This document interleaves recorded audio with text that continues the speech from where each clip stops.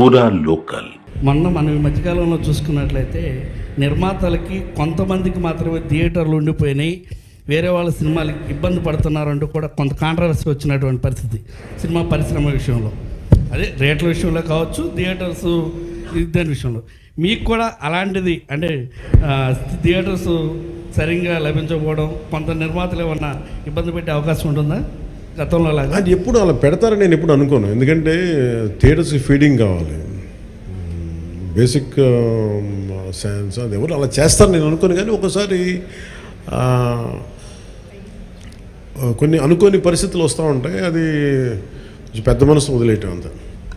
What do you think? This movie is going to be inspiring by your role? అంటే inspiring ఇవన్నీ నేను చెప్పలేను, కానీ I feel it is a wholesome entertainer. Once you get in to screen, it will entertain you, it will hold on to you, and it will buy the time you come out of theatre you'll feel good about the film. That's what I felt. Maybe I hope the experience will be the same to everybody. Yes sir.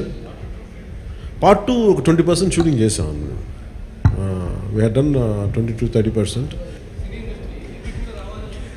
చిత్ర పరిశ్రమ ఎక్కడున్నా అది ఉన్నది, already ఏపీకి రావాల్సిన కొత్తగా అవసరం లేదు, కానీ ఏపీలో డెవలప్ చేయాల్సిన ఇన్ఫ్రాస్ట్రక్చర్ డెవలప్ చేయాలి.